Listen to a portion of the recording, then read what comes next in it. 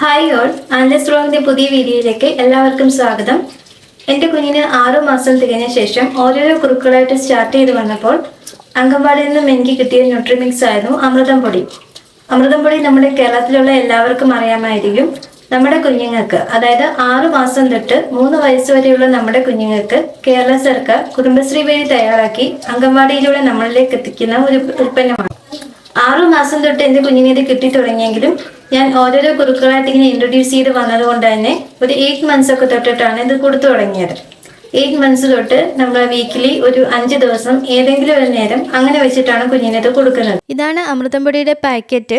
ഇതിലടങ്ങിയിരിക്കുന്ന ചേരുവകളും തയ്യാറാക്കുന്ന വിധവും അതുപോലെ തന്നെ എങ്ങനെ സൂക്ഷിക്കണം അങ്ങനെയുള്ള എല്ലാ കാര്യങ്ങളും വളരെ വ്യക്തമായിട്ട് തന്നെ ഈ പാക്കറ്റിനകത്ത് പറഞ്ഞിട്ടുണ്ട്.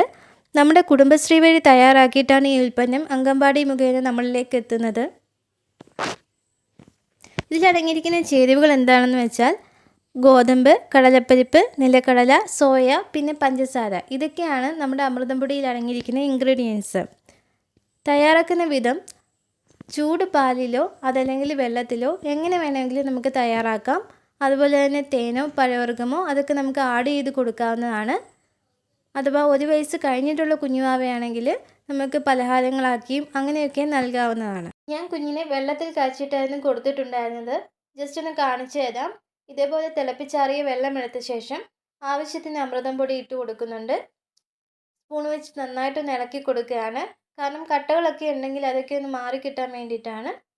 നന്നായിട്ട് അരിഞ്ഞ ശേഷം ചെറിയ ചൂടിലിട്ടിട്ട് നന്നായിട്ട് ഇളക്കി വേവിക്കുകയാണ് ചെയ്യുന്നത്.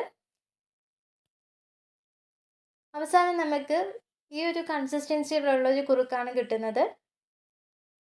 പഞ്ചസാരയുടെ കണ്ടന്റ് ഉള്ളത് കൊണ്ട് തന്നെ അത്യാവശ്യം നല്ല മധുരവും ടേസ്റ്റും ഒക്കെയുള്ള ഒരു കുറുക്കായിരിക്കും ഇത്. നമ്മൾ കുഞ്ഞുങ്ങൾക്ക് കുറുക്കുണ്ടാക്കിയിട്ട് മിച്ചം വരുവാണെന്നുണ്ടെങ്കിൽ അത് വെച്ചിട്ട് നമുക്കും കഴിക്കാൻ പറ്റുന്ന 4 മണിക്കൊക്കെ കഴിക്കാൻ പറ്റുന്ന കൊഴുക്കട്ട, ഇലയട അങ്ങനെയുള്ള പലഹാരങ്ങൾ ഉണ്ടാക്കാം. നമ്മളും ഉണ്ടാക്കി നോക്കിയിട്ടുണ്ടായിരുന്നു. നല്ല ടേസ്റ്റും നല്ല സോഫ്റ്റുമായിട്ടുള്ള ഇലയടയായിരുന്നു. കൊഴുക്കട്ടയും അതുപോലെയൊക്കെ തന്നെയായിരുന്നു. പിന്നെ ശ്രദ്ധിക്കേണ്ട കാര്യം എന്ന് വെച്ചാൽ പൊട്ടിച്ച പാക്കറ്റ് ആണെന്നുണ്ടെങ്കിൽ നല്ല വൃത്തിയുള്ളതും എയർ ടൈറ്റ് ആയിട്ടുള്ളതുമായ പാത്രത്തിൽ സൂക്ഷിക്കണം. അതുപോലെ തന്നെ ഫ്രിഡ്ജിലേക്ക് കഴിയുന്നതിന് മുമ്പായിട്ട് ഉപയോഗിക്കുകയും ചെയ്യണം. Thanks for watching.